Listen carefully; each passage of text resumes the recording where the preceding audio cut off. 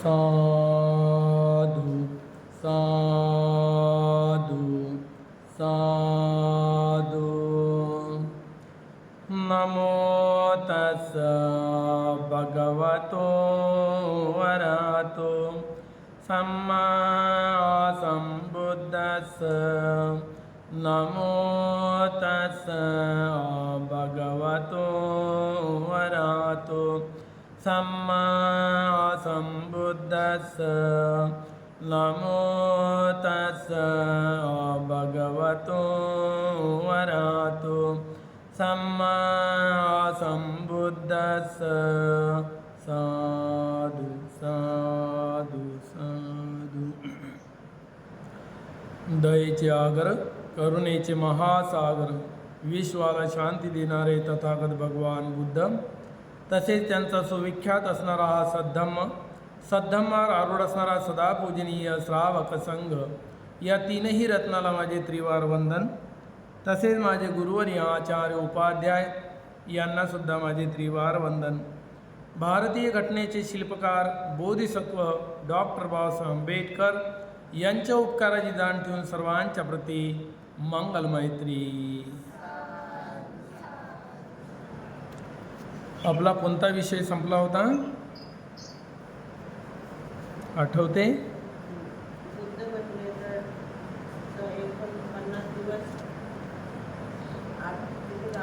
49 दिवस 7 ठिकाणी घालवले, 7 सप्ताह, 7 49। शेवटी त्यांनी राज आयतन या ठिकाणी शेवटचा हप्ता घालवला। त्यानंतर त्यांनी फ्रेश झाले, तोंड धुतलं, दात घासले, फ्रेश झाले। त्यानंतर तपस्सू आणि भल्लिक नावाचे 2 व्यापारी, ते व्यापार करण्याकरिता भारतामध्ये आले होते आणि इकडून व्यापार करून मध्य प्रदेशला जात होते। तेव्हा काय घडलं? भगवान बुद्ध ज्ञानप्राप्तीनंतर 49 दिवसाचं ते ज्ञानाचं सुख भोगल्यानंतर जेव्हा तिथे त्यांना भेटले, तेव्हा उस समय तपस्सू और भल्लिक नामक 2 व्यापारी 500 गाड़ियों के साथ उत्कल देश से यानी पश्चिम देश से मध्य देश की ओर जा रहे थे। मध्य प्रदेशकडे चालले होते। त्यावेळेस त्याच मार्गावरून त्या बाजूला निघत होते, कारण ब्रह्मदेशाचे व्यापारी त्याच आसामकडे त्याची सीमा आहे। 500 गाड्या, त्यांच्या कपड्याच्या 500 गाड्या होत्या, बैलबंडी। मध्य प्रदेश को जा रहे थे। उनके ज्ञाती संबंधी त्याचे त्या गाडीवर रिश्तेदार होते। त्या रिश्तेदारांनी त्या ठिकाणी बघितलं की एकदम तेजोमय कांती शरीरावर, तेज काया, सुंदर सोन्यासारखं शरीर आणि पूर्ण चकाकी शरीरातून रश्मी, ते बघितलं त्यांनी। आणि त्या ठिकाणी त्यांनी विचार केला की आपण यांना काहीतरी दान केलं पाहिजे, म्हणून त्यांचे जेवढे नातेवाईक होते त्या नातेवाईकांनी आणि त्यांनी तयारी केली भोजनाची। भगवान बुद्धाला काहीतरी द्यावं, पण आपल्याजवळ काय आहे? वाटसरूजवळ, त्या व्यापाऱ्याजवळ तर त्याच्याजवळ होतं भोजन, आणि ते भोजन तयार केलं। उन्होंने जाकर सत्तू, त्यावेळेस सोबत राहत होता सत्तू, वेळेवर कुठे स्वयंपाक करा, कुठलं अनाज घ्या, तर सोबत बांधून आणलेला सत्तू जास्त UP आणि MP मध्ये फेमस होता। बिहारमध्ये सत्तूचे आजही त्या लिट्ट्या भेटतात, पानगे छोटे छोटे। तर या ठिकाणी भगवान बुद्धाला जे भोजन दिलं, सकाळचा जो नाश्ता होता, त्या मधुपिंड म्हणजे मधु गोलक, मधु म्हणजे सहज, गोलक म्हणजे तिळाचे किंवा रव्याचे लड्डू, जे असेल त्याचे लड्डू, त्या लाडवावर मधु टाकून दिलं सहज। शास्ता के पास लेकर गए, खड़े होकर प्रार्थना की, बनते भगवान कृपा कर इस आहार को ग्रहण करें. नंतर त्या तपस्वी आणि भल्लिक यांनी याचना केली की या भोजनाचा स्वीकार करावा. त्यांनी आतापर्यंत इतके दिवस बसले तो कोणाचे भोजन घेतलं नाही. सुजाता के खीर ग्रहण करने के दिन ही भगवान बुद्ध का पात्र छूट दिया. ज्या दिवशी भोजन खाल्लं तेव्हाच ते पात्र नदीमध्ये टाकून दिलं, म्हणजे त्यांच्या तो पात्र नव्हतं. इसीलिए भगवान ने सोचा तथागत हाथ में तो आहार ग्रहण नहीं करते.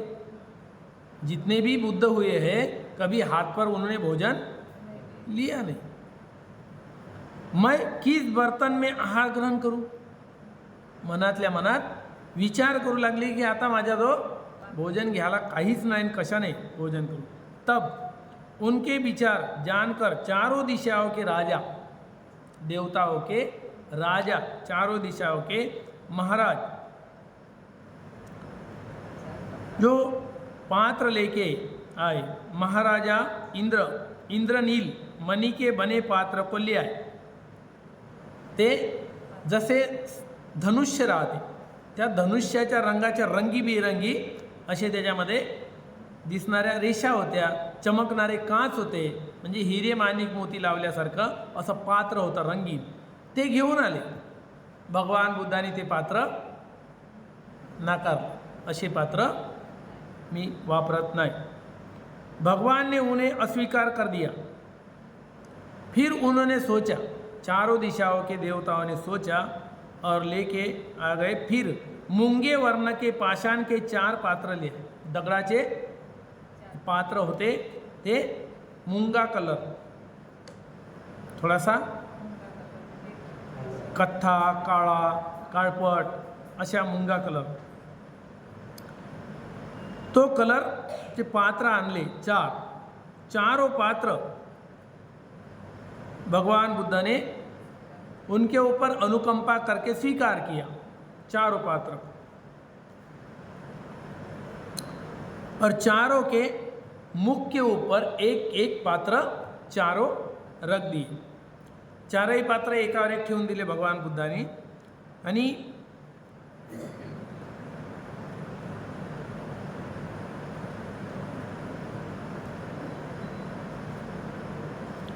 चारही पात्राला असं जोराने दाबलं तर त्यामध्ये पूर्ण एकत्र फसल्यासारखे पात्र होऊन त्याची किनार बाहेर निघाली. त्या पात्राची गोल गोल जास्त दबल्यामुळे असं अधिष्ठान केलं की हे चारही पात्र एक होऊन जाऊ. या प्रकारचं अधिष्ठान करून ते पात्र एकत्र करून त्याची किनार बाहेर निघाले. ते एकच पात्र, त्याच्या फक्त किनाऱ्या किनाऱ्या काठाकाठाच्या आणि मधातून एक किनार जास्तीची बाहेर निघाली. 4 रेषाओं वाले हो गए. 4 रेषा किनारे किनारे त्याच्या तोंड्या, 4 रेषे वाला पात्र बनलं. बिचोले पात्र के परिणाम में के एक पात्र बन गया. चारही पात्राचं अधिष्ठान केल्यावर एकत्र एकात एक फसल्यासारखे चारही पात्र एक बनले. भगवान ने उस मूल्यवान पत्थर के पात्र में आहार ग्रहण किया, भोजन करके दान अनुमोदन किया. भोजन घेतलं त्यांचं आणि त्यांना आशीर्वाद दिला. दोनों भाई शरण गए. किसको? अनुमोदन केलं त्यांना. त्यांना म्हणजे आशीर्वाद दिला, धम्म दिला, म्हणजे उपदेश नाही केला पण धम्माचा आशीर्वाद दिला. तर ते दोनही भाऊ कशाला शरण गेले? कुणाला? बुद्ध आणि त्यांचा धम्म. 2 रत्नाला शरण गेले, बुद्ध धम्म. बुद्ध धम्म की शरण जाने से 2 वचन के उपासक हुए. तब से उनको दोनों को क्या कहा जा रहा है? 2 शरणागत उपासक. उन्हें इस नाम से इतिहास में जाना जाता है. 2 शरण को ग्रहण किए गए उपासक. 2 शरणागत उपासक कौन? तपस्वी और बल्लिक. जब भी ऐसा प्रश्न आएगा कि 2 शरणागत उपासक कौन? बुद्ध और धम्म को शरण जाने वाले, तो तपस्वी और भल्लिक, उनमें से एक के बनते यानी पूजा के लिए कुछ दे। एक ने बोला, तपस्वी और भल्लिक में से दोनों में से एक ने बोला, बनते भगवान हमें पूजा के लिए दे। पर भगवान के पास तो कुछ नहीं था देने के लिए। तो इतने दिन रहे और उनके बाल ऐसे चिपक गए थे, पूरे बाल भी लंबे नहीं हुए। तो उन्होंने अपने सिर को इधर उधर हाथ घुमाया और जो भी बचे कुचे बाल होंगे वो ऐसा करके उखाड़ के दे दिए। हाथ फेरा, अपने कुछ बाल उनके हाथ में आए और वो केश दिया। उन्होंने अपने नगर में पहुंचकर केश को भीतर रख ऊपर से चैत्य बनवाए। आजही ब्रह्मदेशामध्ये ते चैत्य आहे। जे भगवान बुद्धांनी त्यांना जे केसाची जुडी दिली होती ते आजही त्या ठिकाणी चैत्य आहे। त्याच्यातली नंतर कालांतरानं खोदाई केली। खोदाई केल्यानंतर त्या केसाला चांगल्या प्रकारे दवाई लावून स्वच्छ करून पुन्हा सुंदर जागेवर त्याला ठेवण्यात आले त्या ठिकाणी। त्याच्यातलेच काही केस पुन्हा श्रीलंकेवाल्यांना दान दिले त्यांनी। एवढी जुडी श्रीलंकेच्या गंगारामय्या विहारामध्ये सर्वात मोठं विहार आहे तिथे श्रीलंकेमध्ये गंगारामय्या, त्या ठिकाणी एवढी मोठी जुडी पात्रामध्ये काचाच्या ठेवून आहे दर्शनासाठी। बरेच लोक दर्शन करायला जातात। ऊपर से चैत्य बनवाया। सम्यक संबुद्ध भी वहाँ से उठ अजपाल निग्रोध के पास जा, वहाँ निग्रोध वृक्ष के नीचे बैठ। तब वहाँ बैठते ही उनके मन में ये अपने अनुभूत धर्म की गंभीरता का विचार उत्पन्न हुआ। भगवान बुद्ध त्याच्याजवळून भोजन केलं आणि त्याच्यानंतर जाऊन एका वडाच्या झाडाखाली बसले। तर ते वडाचं झाड अजपाल वृक्ष कुठे आहे? नदीच्या पलीकडे, तिकडे ते मिळाले होते। त्या झाडाखाली बसल्यावर त्यांच्या मनामध्ये एक विचार उत्पन्न झाला। कोणता विचार? त्या कमवलेल्या ज्ञानाप्रती आतापर्यंत जी मेहनत केली तो धम्म कसा आहे? गंभीर आहे, साधारण लोकांना समजण्यालायक नाही आहे, म्हणून त्याला म्हणतात विन्युहीती। भगवान बुद्धाचा धम्म कसा है? भगवान बुद्ध का धम्म किसको समझ में आता? विज्ञ ज्ञानी लोगों को समझने लायक है। अज्ञानी अविद्या में फंसे लोगों को किसी को भी धर्म समझ में नहीं आता। इतना ऊंचा धर्म है कि विद्वान लोगों को ही समझ में आता। जिनकी मिथ्या दृष्टि नहीं है ऐसे ही लोगों को समझ में आता। किसी को भी ये धर्म समझ में नहीं आता, इसलिए धर्म के पास ज़्यादा संख्या दिखती क्या? नहीं दिखती, क्योंकि धर्म को समझना नहीं चाहते और उनके समझ में नहीं आता। इसीलिए विज्ञ और सुज्ञ लोगों के लिए है। गंभीरता का विचार उत्पन्न हुआ। सब बुद्धों के अभ्यास इस धर्म का, सभी बुद्धों ने अभ्यास किया इस धर्म का। मैंने अनुभव किया। ज्या धर्माचा सर्व बुद्धांनी अभ्यास केलेला आहे, अनुभव केलेला आहे, त्याच धर्माचा मी सुद्धा अनुभव केलेला आहे। तो धम्म मला मिळाला आहे। इस प्रकार दूसरों को धर्मोपदेश देने की अनिच्छा का वितर्क उत्पन्न हुआ। त्यांच्या मनामध्ये हा विचार उत्पन्न झाला की मी मेहनतीने हा धम्म प्राप्त केला। मला या ज्ञानासाठी अनेक जन्म घ्यावे लागले, अनेक पारमिता पूर्ण कराव्या लागल्या, कितीतरी वर्ष याच्यासाठी बुद्ध बनण्यासाठी कईयो वर्ष कईयो कल्प बीतून गेले, पण ते प्राप्त झालं आज। म्हणून एवढं अनमोल धम्म हा मला प्राप्त झालेला आहे, तर मी कुणालाही धम्म सांगणे योग्य नाही आणि कोणी समजणार नाही, असा विचार उत्पन्न झाला, वितर्क उत्पन्न झाला। तब सहमपति ब्रह्मा ने जान लिया। संपत्ति ब्रह्मा ने जान लिया, अरे लोक नाश हो जाएगा, लोग ये सब संसार नष्ट हो जाएगा अगर भगवान बुद्ध उपदेश नहीं करेंगे। तो आज भी संसार में क्या चल रहा है, नष्टता की ओर ही जा रहा है, दुर्गति और ही जा रहा है। तो भगवान बुद्ध उपदेश नहीं करेंगे तो ये बचेगा नहीं, इसका नाश तय है। अरे लोक विनाश हो जाएगा, ब्रह्मा ने जान लिया कि लोक का, संसार का विनाश हो जाएगा। ऐसा कहते 10 सहस्र चक्रवाल से शक्र सुयाम संतुषित सुनिर्मित वशवर्ती महाब्रह्माओं को लेकर, जितने भी ब्रह्म लोगों की ये है जो देवलोक, उसमें वहाँ पे सिर्फ मैत्री, करुणा, मुदिता, उपेक्षा, ये गुण होते हैं। 4 गुण उन लोगों में जहाँ उनका जन्म हुआ है, उन लोगों का उनकी संख्या होती है, एक लोग बोलते हैं उसको ब्रह्मलोक। तो सभी लोगों को साथ में लेकर भगवान बुद्ध के पास पहुँचे। भगवान धर्म उपदेश करे, याचना केली भगवान बुद्धाला की असं नका करू भगवान, हे जग लयात जाईल, नष्ट होईल। असं जर तुम्ही केलं की तुम्ही मिळवलेल्या धर्माचा तुम्हीच जर त्याचा आस्वाद घेतला, लाभ घेतला, तर हे सारा जग विनाश पावेल। म्हणून असं करू नका भगवान, अनुकंपा करा। म्हणून त्यांनी याचना केली, धर्मोपदेश करा, सुगत धर्मोपदेश करे इत्यादि क्रम से धर्मोपदेश करने की प्रार्थना की।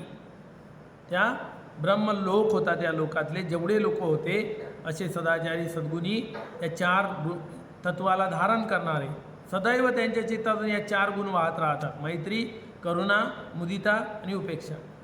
असा एक लोक आहे जिथे त्यांचा जन्म झालेला आहे, तो लोक। तर ते फक्त तेवढंच 4च गुणाचे पुरे भरून आहे त्यांचे चित्त, सदैव त्यांच्या चित्तातून हे वाहत असते तरंग। त्यानंतर धर्मोपदेश केल्यानंतर बनारस, सारनाथ, शास्त्रा उसे प्रतिज्ञा दे सोचने लगे। त्याने जे प्रतिज्ञा केलेली आहे ठीक आहे म्हणून असं विचार करू लागले, मैं पहले किसे धर्मोपदेश करू। आता त्यांनी याचना केली, कारण बुद्धाच्या धर्मामधला हा नियम आहे, मागितल्याशिवाय काही द्यायचं नाही। बरेच लोक म्हणतात ना, आमच्या इकडे भंतेजी येत नाही, आम्हाला धर्म सांगत नाही, आमच्या गावात येत नाही, आमच्या विहारात येत नाही, असे करतात ना। का जात नाही, हे कारण आहे।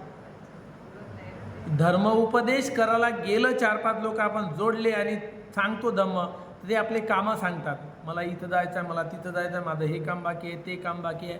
मग एवढ्या मेहनतीने जो धर्म भगवान बुद्धाने दिला आणि ज्यांनी अभ्यासला, त्या व्यक्तीला मेहनत लागली आणि तो जर वाटायला गेला आणि याची मानसिकता ऐकण्याची नाही राहिली, तर त्या सांगणाऱ्याचा वेळ व्यर्थ गेला, ऐकणाऱ्याचाही व्यर्थ गेला आणि ते वचनही व्यर्थ गेले।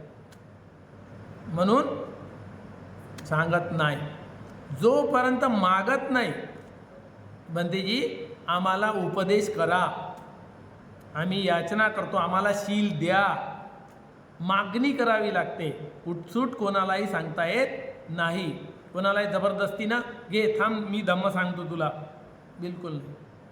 कारण ज्या व्यक्तीला आपण ते देतो त्याला त्याची किंमत तर माहीत पाहिजे काय आहे म्हणून। नाहीतर ते असं होईल की एका जागेवर रस्त्याने जात असताना राजाची पूर्ण फौज, राजाचं पूर्ण रॅली त्या गावातून चालली आणि त्यांनी पाहिलं की माझी प्रजा सुखी आहे की नाही। तेव्हा त्यांना एक सर्वात गरीब दुकानदार दिसला, जो कोळसा त्याच्या बोऱ्यामध्ये भरू होता आणि तो विकत होता। कोळसा गरीब होता, तो कोळसा त्याच्यावर थोडासाच राहिला, त्याच्या वखारीमध्ये कोळसा नाही आहे, थोडासा कोळसा राहिला, तो इतका गरीब आहे। राजाला दया आली, राजानं काय केलं, त्याला पूर्ण चंदनाचा बाग देऊन टाकला. चंदनही चंदन होतं सगळीकडे लावलेलं. त्याला वाटलं की हा गरीब आहे बिचारा, वर उठला पाहिजे, म्हणून त्याला चंदनाचं पूर्ण नर्सरी देऊन टाकली. पूर्ण जंगलच्या जंगलातलं पूर्ण एक शेत देऊन टाकलं. हा चांगला बनेल. यानं त्या झाडाचा एक दंडा तोडला, पावड्याला लावला, कारण कोळसा खिचाले त्याला लागतच होता पहिले. नंतर त्याने कैयो वर्षापर्यंत ते झाडं कापत गेला, जाळत गेला, त्याचे कोळसे पाडत गेला आणि कोळसे बनव विकत गेला. त्या राजाला नंतर आठवण आली काही वर्षांनी, तो गरीब व्यक्ती धनवान झाला असेल म्हणून आपण चला त्याला भेटायला जाऊ. म्हणून तो राजा मोठ्या हौशीनं की माझी प्रजा सुखी झाली पाहिजे म्हणून तो त्याला पूर्ण चंदनाचे बाग देते आणि तिकडून येऊन पाहते, त्याला विचारते की खूप श्रीमंत झाला असेल आता हा, याचे थोडंसं आलं विचारावं काय आहे. पाहते तर तो जसाच्या तसा कंगाल. त्याला विचारते का रे बा, तू पुन्हा तसाच गरीबच का? काय करावं महाराज, कोळसा त्याची किंमतच किती येते, विकतो पण यावेळेस चांगला खपला, कोळसा चांगला खपला कारण जास्त लाकडं होते. तेव्हा राजानं पाहिलं की श्रीमंत का नाही. त्याला विचारलं की तुला जे मी बाग दिली होती चंदनाची पुढे आहे, ते तर केव्हाचीच खपली महाराज. लाकडं तोडत गेलो, जाळत गेलो, कोळसा बनवून विकत गेलो. त्यानं पाहिलं राजानं इकडे तिकडे काहीच नाही, फक्त त्याच्या पावड्याला एक दंडा आहे.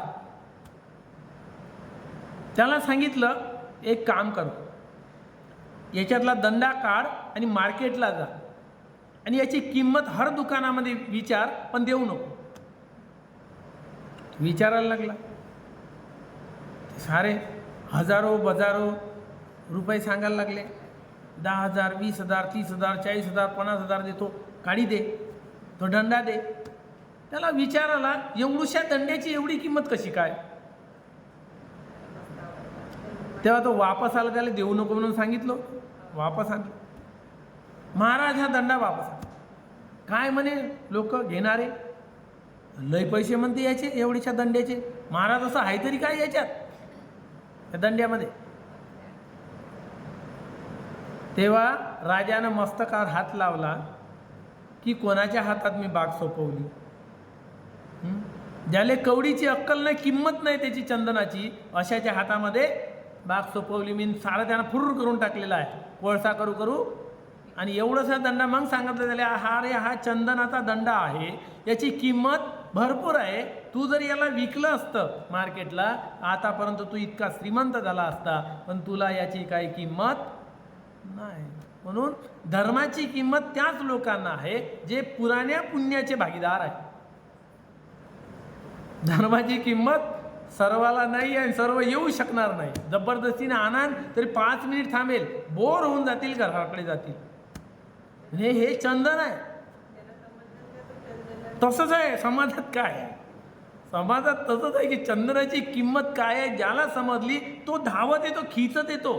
त्याच्यामध्ये जर धर्माचं बीज पडून असेल अनेक जन्माचं, तो चूप नाही बसणार. 2 शब्द जरी त्याच्या कानावर पडले, चूप नाही बसणार, घरात धावत येणार, कारण त्याला चंदनाची किंमत माहीत आहे. पण ज्या लोकांना एवढी मोठी बाग दिली चंदनाची, तो कोळसा करणारा व्यक्ती, त्याला कोळशाची किंमत माहीत आहे, चंदनाची कुठे किंमत माहीत आहे. असं या समाजामध्ये चालू आहे की चंदनाची किंमत, एवढी मोठी बाग दिली त्या राजानं, पण त्या राजानं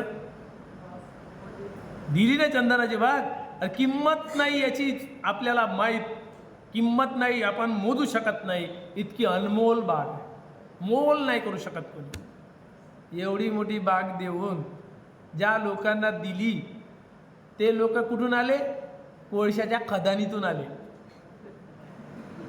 कुठून आले, जे कोळशाच्या खदानीतून आले. त्याने जर एखादी हिरा दिला काय किंमत राहणार त्याच्यावर, काचाचा तुकडा आहे म्हणे. अशी अवस्था चालू आहे. कोळशाच्या खदानीतले लोक आणि चंदनाची किंमत नाही आहे ना. कोळशाच्या खदानीतल्या लोकांना कोळशाची याची चंदनाची किंमत आहे का? त्यांना काय वाटते की कोळशाच्या ठिकाणचं विहार आहे, इथं मिळणारच काय, कोळसाच मिळणार ना. चंदनाच्या बागेची किंमत माहीतच नाही, कशाला येतील ते चंदनाच्या बागेमध्ये.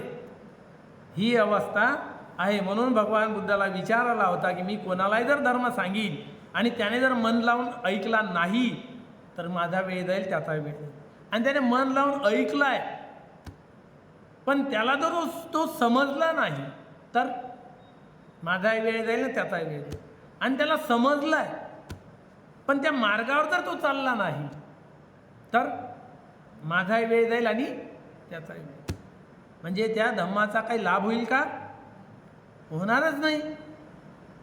म्हणून मी काय धम्म सांगत नाही, पण विनंती केल्यानंतर कोणीतरी याचना केली की द्या भगवान, आम्हाला धम्म द्या, आम्हाला शील द्या, द्यावंच लागेल. मागणी आली. तर या प्रकारे भगवान बुद्ध त्या मार्गावर गेले.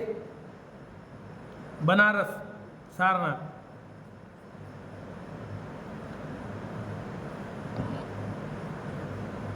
त्यांना विचार आला की उपदेश कुणाला करू. तर त्यांनी नजर टाकली कुणाकडे? आपली दूरदृष्टी, दिव्यदृष्टी, चक्षु, ज्ञानचक्षु. त्याने बघितलं कोण आहे असा की या धम्माला समजू शकतो. तर पहिले त्यांच्या नजरात कोण आला? आलार कलाम. आलार कलाम. तेव्हा बघितलं त्यांनी कुठे आहे तो, तर तो मरण पावला होता.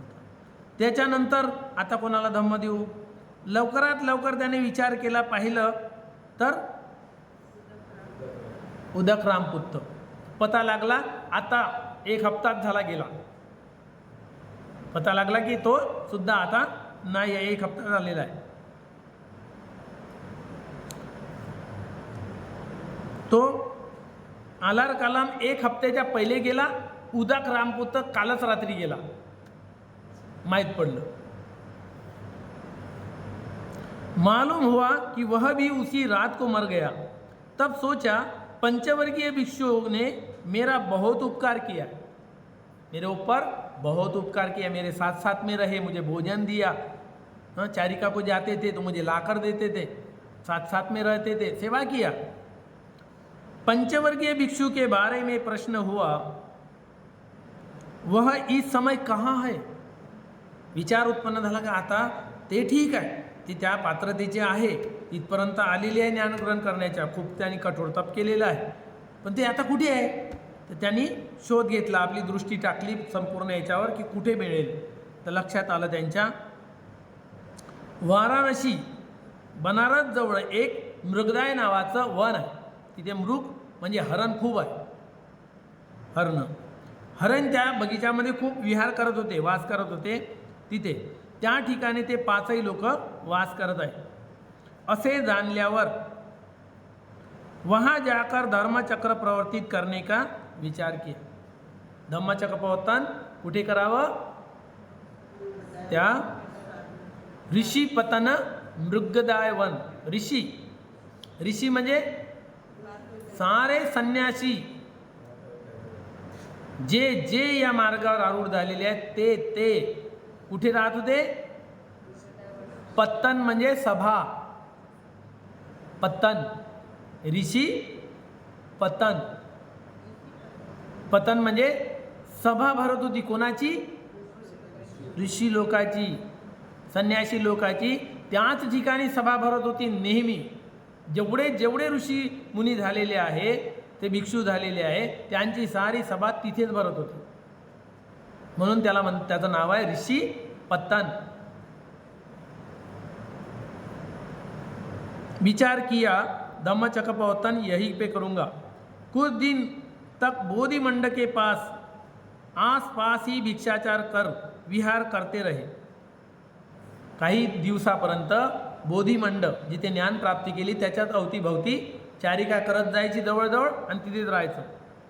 आषाढ पौर्णिमा के दिन बनारस पहुंचे. कोणत्या दिवशी?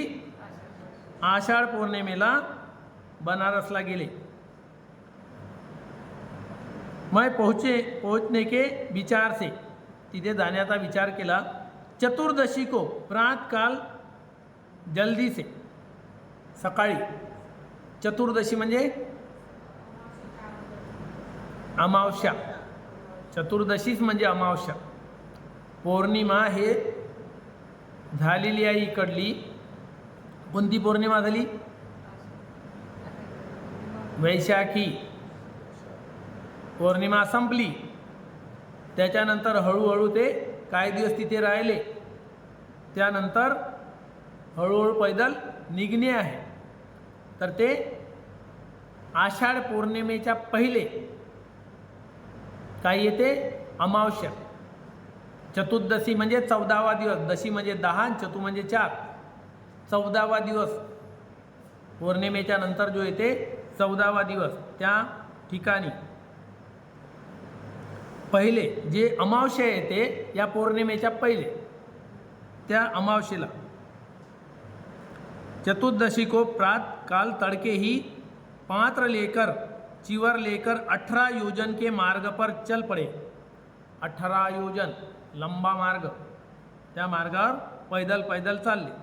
रास्ते में एक आजीवक मिला. त्या मार्गाने जाता जाता पुन्हा एक जण भेटला. तो कोण होता? आजीवक. आजीवक म्हणजे आजीवक नग्न व्यक्ती. कोणाचा उपासक होता? कोणाचा शिष्य? निघंटनाथ. त्यांचा शिष्य नग्न, त्याचं नाव होतं उपक. काय नाव आहे? उपक नामक आजीवक को देखकर उसे अपने बुद्ध होने की बात कह उसी दिन शाम के समय ऋषि पतन पहुंचे. तो नग्न होता. तो रस्त्यात भेटला उपक. त्याला सांगितलं की मी बुद्ध आहे. आणि विचारलं असेल तुम्ही कोण आहात? बुद्ध आहे सांगितलं आणि पुढे निघाले. त्यांना काही लक्ष दिलं नाही की बुद्ध आहे तर वंदन करू दे, हात जोडू दे, की धर्म ऐकू दे. काय नाही उपकनं. पंचवर्गीय भिक्षुओं ने तथागत को दूर से आते देख निश्चय किया. दुरूनच येताना त्या पंचवर्गीयांनी पाहिलं की बुद्ध दुरून येत आहे. मग त्यांना थोडं माहीत आहे बुद्ध आहे म्हणून. त्यांना तर एवढंच माहीत आहे की हा श्रमण गौतम आहे, ज्यांनी अन्न त्यागले हे केलेलं आहे, व्रत त्यागलेलं आहे, अन्न ग्रहण केलेलं आहे, शीलभ्रष्ट झालेला आहे. एवढंच माहीत होतं. मनामध्ये ते विचार घेऊन होते. तर एकमेकाला सांगू लागले पाचही लोक, आयुष्यमानांनो, यह श्रमण गौतम वस्तुओं के अधीन लाभ के लिए मार्ग भ्रष्ट हो परिपूर्ण शरीर मोटी इंद्रिय वाला स्वर्ण वर्ण ही कर आ रहा है. एकमेकाला सांगून आले, बघा हा श्रमण गौतम त्या भोजनाच्या आणि भौतिक वस्तूच्या मागं लागून आपलं शरीर कसं सुदृढ केलं, मोठं बनवलं आणि सुंदर दिसायला लागला आता भोजन खाऊन. ते मनातल्या एकमेकाला सांगू लागले. आणि आपल्याकडे येत आहे, हम उसे अभिवादन आदि न करेंगे, कोणीही त्याला वंदन करू नका. लेकिन महाकुल प्रसूत होने से यह आसन का अधिकारी है, कारण तो राजघराण्यातला आहे, उच्च कुळातला आहे, म्हणून आपण त्याचा सन्मान केला पाहिजे. तर त्याच्यासाठी एक आसन टाकून ठेवून द्या. आता हम इसके लिए खाली आसन बिछा देंगे. एक आसन टाकून ठेवून देऊ, एखादी कपडा. बसन तर बसन, नाही तर नाही बसणार. भगवान ने देवों सहित सारे लोग के चित्त की बात जान सकने वाले भगवान बुद्ध. तर भगवान बुद्ध आहे तिथं पहिलेच जाणतात की याच्या मनात काय चालू आहे. दुरूनच ज्ञान से सोचकर उन पंचवर्गीय के विचार को जान लिया. भगवान बुद्ध ने अपने मन से उनके मन में क्या चल रहा है तो जान लिया. त्यांच्या मनातलं जाणल्यानंतर तब उन्होंने समान रूप से सब देव मनुष्यों तक पहुँचने वाले मैत्रीपूर्ण चित्त को विशेष रूप से पंचवर्गीयों की ओर फेरा. नंतर देव आणि मनुष्यांवर जे अनुकंपा केल्या जाते असं भगवान बुद्धाचं मैत्री चित्त असते. नुसती मैत्रीच असते, याच्या मनात काही असो पण आपल्या मनातून मैत्रीत दिली पाहिजे. त्यांना मैत्री चित्ताचे तरंग त्यांच्याकडे टाकले. भगवान के मैत्री चित्त से संतुष्ट हो, नंतर त्यांना ते तरंगाने स्पर्श केला त्यांच्या चित्ताला, की एवढी शांती, एवढी प्रसन्नता, एवढी मैत्री भावाचे तरंग आपल्या मनात कुठून आले बा, कसं प्रसन्न वाटत आहे. ते असे प्रसन्न झाले. स्पृष्ट हो तथागत के समीप आहे. ते जे नाही येणारे म्हणणारे, नाही आपण वंदन करायचं म्हणणारे, हळूहळू हळूहळू एक एक उठून उभं व्हायला लागलं, पाणी द्यायला लागलं, पाठ ठेवायला लागलं, आसन टाकायला लागलं. एक एक अपने निश्चय पर दृढ नाही रह पाए. एकही आपल्या निश्चयावर केलेल्या विचारावर ते स्थिर राहू शकले नाही, अस्थिर झाले. और उन्होंने अभिवादन, प्रत्युत्थान आदि सब कृत्यों को किया. नंतर घ्यायला गेले, सम्मान केला, पाय धुवायला पाणी दिलं, हात जोडले, बसायला आसन दिलं आणि सम्मानपूर्वक बसवलं. म्हणजे बदलत गेले. भगवान बुद्धाच्या शरीरातून निघणाऱ्या ज्या रश्मी त्या 6-7 फुटावर 10 फुटावर जातात दूरपर्यंत, आणि त्या 5ही रंगाच्या रश्मी एकत्र होतात. त्या रश्मीत जो जो व्यक्ती सापडला तुरंत बदलतो, त्याचा विचार बदलतो, पूर्ण बदलून जातो आणि वेगळं वाटते त्याला. या प्रकारे आदर केला, सम्मान केला, आसन दिलं, सर्व काही वंदन केलं, हात जोडले. लेकिन संबुद्धत्व प्राप्ति का उन्हें ज्ञान न था. त्यांना यांना संबोधी प्राप्त झाली म्हणून याचं काही त्यांना जानकारी नव्हती. इसीलिए वह तथागत को केवल नाम लेकर अथवा औसो कहकर बुलाते थे. औसो कोणाला म्हणतात? औसो किसे कहते? औसो, हाँ, क्या समान? औसो किसे कहा जाता है बुद्ध धर्म में? हैं? बड़े को कैसे कहेंगे? आप कहोगे इनको औसो. छोटे को औसो बोला जाता है और बड़े को आयुष्मान बोला जाता है. हाँ, ध्यान में रखना. औसो बहुत जगह पे शब्द आएगा. विनय में आएगा, सामने विनय में आएगा, भिक्खु विनय में आएगा. औसो छोटे को बोला जाता है. अभी ये 5 लोग बुद्ध को क्या समझ रहे हैं? उम्र से वो बड़े, क्योंकि इनके जन्म के पहले से कौंडिन्य भी कितना बूढ़ा हो गया, तो क्या बोल रहा है? छोटा है, औसो आओ, या फिर श्रमण आओ, सिद्धार्थ गौतम श्रमण आओ, ये नाम से औसो आयुष्मान कहकर संबोधन करते. बड़े को आयुष्मान कहते हैं और छोटों को औसो. तो छोटे को औसो बोल रहे, मालूम नहीं कि ये बुद्ध है.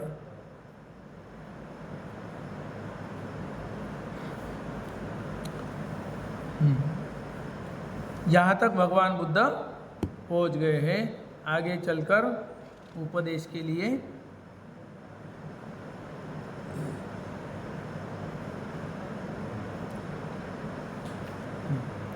थोड़ा सा चैप्टर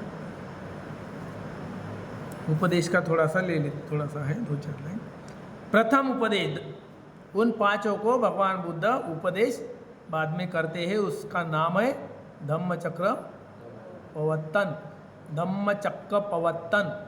इस दुनिया में बुद्ध के सिवा कोई भी धम्मचक्र प्रवर्तन कर नहीं सकता. क्यों? धम्मचक्र प्रवर्तन जब किया जाता है तो लाखों करोड़ों लोग अरहंत बनते बनते जाते. सोतापन्न, सप्तगामी, अनागामी, अरहंत. तभी ये धम्मचक्र घूमता है, घूमते जाता है, और ऐसे ही लोग बनते जाते हैं। उसी को कहा है धम्मचक्र प्रवर्तन। दूसरा कोई कर ही नहीं सकता इस धरती पर। तो बाद में बताया गया, समने नवा ब्राह्मणे नवा देवे नवा मारे नवा ब्रह्म नवा केन चीवा लोकस्मिन्ति। एका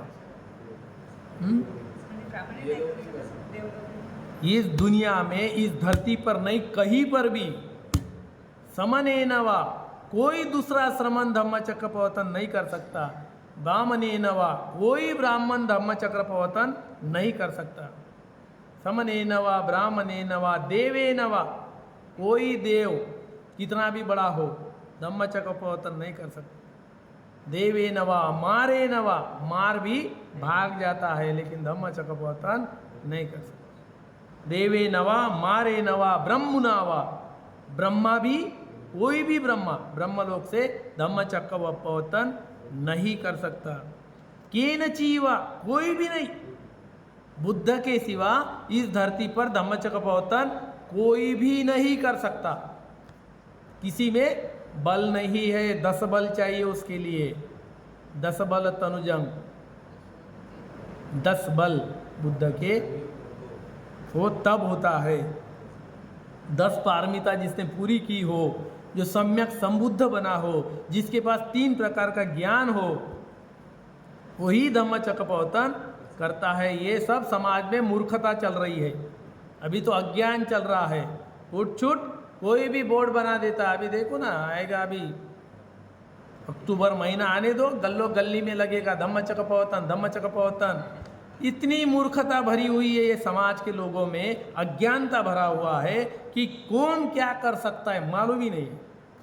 और अभी इस बार लगाना चाहिए था बैनर आषाढ़ पूर्णिमा को कि कौन सा दिन है, तो धम्मचक्र प्रवर्तन का दिन है, ये लगाना चाहिए। एक भी अज्ञानी मूर्ख व्यक्ति ने कभी कोशिश भी नहीं की इतने सालों में कि एक बोर्ड लगा दे कि हार्दिक शुभेच्छा, हमारे परिवार की तरफ से धम्मचक्र प्रवर्तन की हार्दिक शुभेच्छा।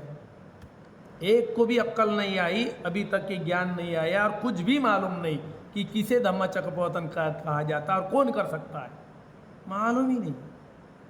सब मूर्खता के कारण, एक ने मूर्खता की, दूसरा कर रहा, दूसरे ने किया, तीसरा कर रहा, करते जा रहा, और उसी का नाम दे दिया। किसका नाम दिया? धम्म दीक्षा 16 दिन का नाम धम्मचक्र प्रवर्तन रख दिया। इतनी मूर्खता पढ़े लिखे लोगों में भरी हुई है, ज्ञान का पता नहीं है, धर्म का पता नहीं है, बुद्ध कैसे होते, बुद्ध में क्या गुण होते, बुद्ध कैसे बनते, इसका पता नहीं। अज्ञान के कारण, मूर्खता के कारण प्रचार करते जा रहे। अगर धम्मचक्र प्रवर्तन किया होता तो उस भूमि का नाम क्या रहता? धम्मचक्र प्रवर्तन भूमि होती, दीक्षा भूमि होता क्या? नहीं होता। फिर दीक्षा भूमि नाम क्यों है? क्योंकि वहां पे दीक्षा ली गई है, लाखों लोगों ने दीक्षा ली गई है, इसीलिए उसका नाम दीक्षा भूमि है। धम्मचक्र प्रवर्तन भूमि का क्यों नहीं? इतनी भी बात खोपड़ी में इन लोगों के, पढ़े लिखे लोगों के नहीं आ रही है। धम्मचक्र प्रवर्तन जगह जो है सिर्फ ऋषिपतन मृगदाय वन को ही कहते हैं, और वहां पे इसी के कारण क्या बना हुआ है? धम्मिक स्तूप। क्या बना है? धम्म दिया था, धम्मचक्र प्रवर्तन किया था, इसलिए आज भी वो धम्मिक स्तूप खड़ा है। और यहाँ क्या खड़ा है दोनों जगह? दीक्षा। इतनी सी बात भी पढ़े लिखे के खोपड़ी में नहीं आ सकती, इतना आसान धर्म नहीं है। इसलिए कुछ भी बकते जा रहे, कुछ भी करते जा रहे, कुछ भी प्रचार करते जा रहे, धर्म के विरोध का प्रचार करते जा रहे।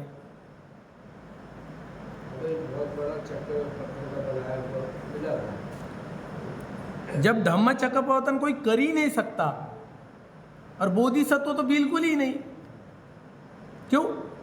कि बोधिसत्व की जो मनीषा है, जो संकल्प है उसका, वो है बुद्ध बनने का। तो बीच में धम्मचक्र प्रवर्तन करेगा तो समाप्त हो जाएगा, आगे बढ़ेगा ही नहीं बुद्ध के लिए। तो ये बात ज्ञान नहीं है। खुद को बौद्ध बोलने वाले को इसका कोई ज्ञान नहीं है, और धम्मचक्र प्रवर्तन सूत्र पढ़ा भी नहीं है और उसके अर्थ भी समझे ही नहीं। अगर ये पढ़ा होता तो अर्थ समझे होते तो गलतियां नहीं करता, उसमें सुधार कर लेता। ये कारण। तो भगवान बुद्ध वहाँ पे उपदेश करेंगे। तथागत को नाम से बुलाया। तथागत अनंत है भिक्षु, तथागत अनंत है, सम्यक संबुद्ध है कहकर अपने बुद्ध होने को प्रकट किया। बाद में बुद्ध होकर के प्रकट किया। बीचे श्रेष्ठ बुद्धासन पर बैठ उत्तर आषाढ़ नक्षत्र आषाढ़ी पूर्णिमा के दिन 18 करोड़ ब्रह्माओं से घिरे। अभी कितने लोग आ गए वहाँ पे धर्म सुनने के लिए? 18 करोड़ ब्रह्मलोक, देवता लोग 18 करोड़ आ गए वहाँ पे धर्म सुनने के लिए। ब्रह्माओं से घिरे हुए पंचवर्गीय स्थविरों को संबोधित कर धम्मचक्र प्रवर्तन सूत्र का उपदेश किया।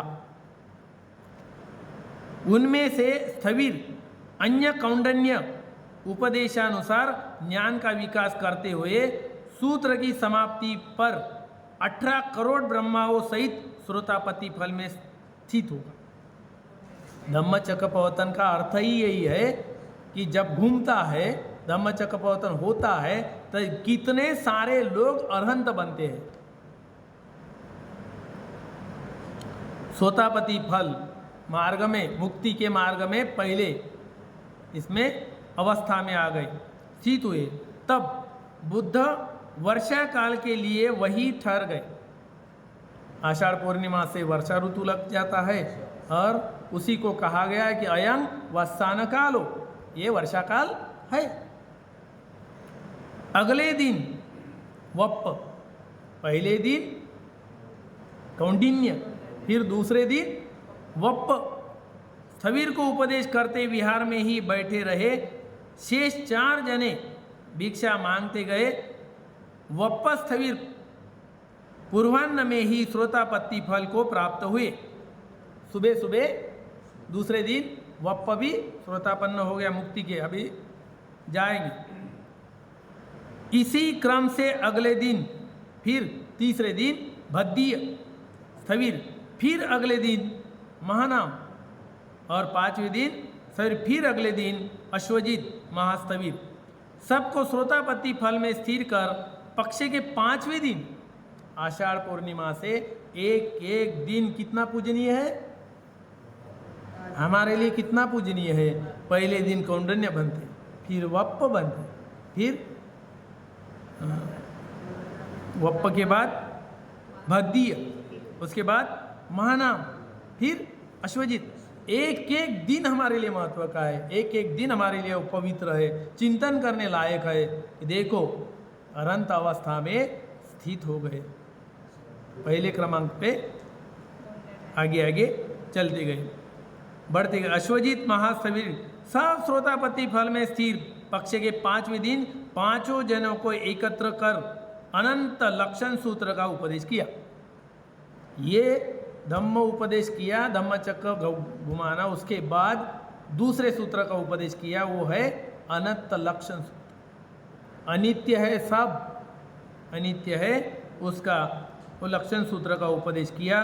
देशना की समाप्ति पर 5 स्थविर अनंत फल में प्रतिष्ठित हुए। कौन से सूत्र से?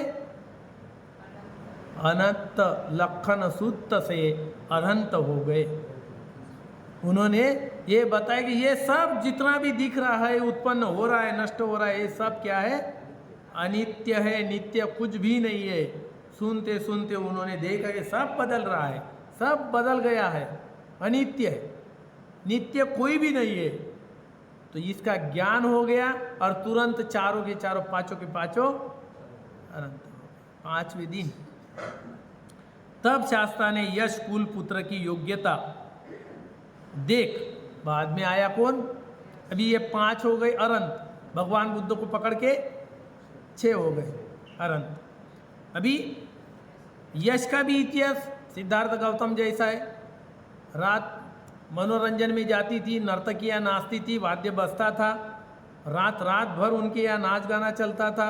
और मनोरंजन करते करते एक रात देखा तो बैठा सुनने के लिए, 12 बज गए, 1 बज गया, फिर वो नाचते नाचते गिर गई, कुछ सो गई, कुछ आँखों से निकल रहा है कुछ गंदगी, किसी के मुंह से झाग निकल रहा है, वो सब देखा। इधर पड़ी है, बाल बिखेरे हुए है, कैसे मुंह बने हुए है, कैसे कपड़े इधर उधर गए हुए, सब देखा। तो अरे ये क्या है, ये बाजा देख लिया कि इसमें रहना ठीक नहीं है। निकल गए भोर में। कुलपुत्र शास्त्र देखे उसी रात विरक्त हुए। 12 बजे के बाद वही निकले, घर छोड़ दिया। घर छोड़कर निकले यश को। यश वो रास्ते से चल रहा है तो चिल्ला रहा, चिल्लाते चिल्लाते ये सब अनित्य है, अनित्य है, यहाँ कोई शांति नहीं, सुख नहीं है, सब कुछ भी सुख नहीं है, शांति नहीं है। चिल्लाते चिल्लाते गया तो भगवान बुद्ध ने आवाज दिया, यश यहाँ सब कुछ है, शांति, आ जाओ, यही आ जाओ। उसी रात को उसे श्रोतापति फल उपदेश किया। उसी रात 12 बजे तक की वो रात में निकल गया छोड़कर सब। तो भगवान बुद्ध ने देखा तो उपदेश किया। अगले दिन वो भी अनंत हो गया। सुबह सुबह वो भी अनंत हो गया, अनंत में प्रतिष्ठित हुआ। प्रतिष्ठित कर उसके और भी बाद में कुछ दिन के बाद में देखा कि ये सुबह सुबह उसके पिताजी आ गए ढूंढते हुए। सोने का जूता था उसके पैर में, वो जूते के निशान देखते देखते कहाँ गया और वहाँ आ गया। तो भगवान बुद्ध की बाजू में बैठा है। तो भगवान बुद्ध ने अपना रिद्धि बल से उसको ढक दिया, यश को ढक दिया कि बाप को ना दिखे। भगवान बुद्ध से पूछ रहा है कि मेरा बेटा आ गया इधर। भगवान बुद्ध बोलते हाँ आया है। कहाँ है? मेरे पास ही है।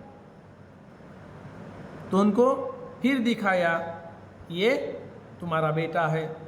उसके बाद ये अभी घर नहीं आ सकता। उसको बोले चलो, नहीं बोले अभी मैं घर नहीं आ सकता। चिवर भी दिया, अनंत भी हो गया, अभी घर कैसे जाएगा? तो बाप ने देखा कि अभी ये घर ये आने लायक भी नहीं है। जब अनंत हो गया, चिवर भी बदन पे है तो आएगा ही नहीं। तो भगवान बुद्ध को निमंत्रित किया, ऐसे नहीं आएंगे तो चलो 5 लोगों, भगवान बुद्ध 6 और ये यश एक साथ 7 अनंतों को निमंत्रित दिया घर में भोजन के लिए। उनकी माँ राह देख रही। तो माँ कौन थी यश की? यश की माँ कौन है? सुजाता। फिर क्या? उनकी माँ सुजाता राह देख रही है। गए, फिर भोजन किया। भगवान बुद्ध ने उनको उपदेश किया, वो भी श्रोतापन्न हो गए, स्रोत में पड़ गए मुक्ति के। निकल आए। यश ने यश को देखा चिवर में, तो उसके मित्र आए मिलने। मित्र 54 मित्र वो आ गए। तो देखा अरे ये क्या किया? तो उन्होंने भी भगवान बुद्ध की तरफ आए तो उनको उपदेश किया, तो वो भी भिक्षु बन गए। ये धम्मचक्र प्रवर्तक उनका प्रभाव बनते जाएंगे, मुक्ति के मार्ग पे उतरते जाएंगे। 54 मित्रों को भिक्षु आओ, 54 मित्र त्याचे भिक्षु बनले। तब दीक्षा भी नहीं होती थी। भगवान बुद्ध बोलते आओ भिक्खु, बोल दिया हो गया, बस यही भिक्खवे, ये शब्द बोल दिया कि उसकी दीक्षा भी हो गई और उपसंपदा भी हो गई। ये चलता था, बाद में निकाला विधि, पहले तो यही भिक्खवे, बस इतना ही था। आओ भिक्खु, बस इतना बोल दिया, हो गए भिक्खु। वचन द्वारा प्रवज्ञा देकर अनंत प्राप्त हो गए।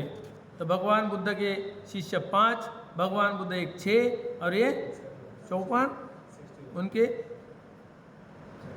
59 हुआ ना बुद्ध को छोड़ के। 5, 55 और 5 60। भगवान बुद्ध एक 61 हो। ठीक है, आगे चलकर देखेंगे, बढ़ते जाएंगे। अभी धम्मचक्र घूमते जाएगा, बढ़ते जाएंगे। ठीक है, आज के लिए इतना ही। सबका मंगल हो, सबका कल्याण हो, ही कामना करता हूँ। सुखी हो, सर्वांचे मंगल हो, सर्वांचे कल्याण हो। आज केलेले पुण्यकर्म चारही दिशेला असणारे देवतागण स्वीकार करो। या पुण्याच्या बलाने त्यांना श्रद्धाशील त्याग प्रज्ञा प्राप्त हो। बुद्धाच्या शासनामध्ये उत्तम 4 आर्य सत्य साक्षात करण्याचे भाग्य मिळो। यानंतर या पुण्यकर्मातला काही वाटा त्या लोकांना पोहोचो जे लोक सदैव आपल्यावर अनुकंपा करतात, कल्याणाची भावना करतात, आपलं हित चाहतात, आपलं कल्याण चाहणारे कल्याण मित्र, आपले गुरुजन, आचार्य, उपाध्याय, जन्म देऊन महान उपकार करणारे उपकारकर्ता माता पिता, संकटकाळी मदतीला धावून येणारे ज्ञातिगण, या सर्वांपर्यंत हे पुण्यकर्म पोहोचो। पुण्याच्या बलाने त्यांच्यावर येणाऱ्या साऱ्या आपत्ती, विपत्ती, दुःख, भयरोग नष्ट हो। त्यांच्या उद्योगधंद्यामध्ये, व्यवसायामध्ये अभिवृद्धी हो। ते बुद्ध शासनामध्ये राहतो, त्यांना श्रद्धाशील त्याग प्रज्ञा प्राप्त हो। सिद्धार्थ गौतम बुद्धाच्या शासनामध्ये उत्तम 4 आर्य सत्य साक्षात करण्याचे भाग्य मिळो।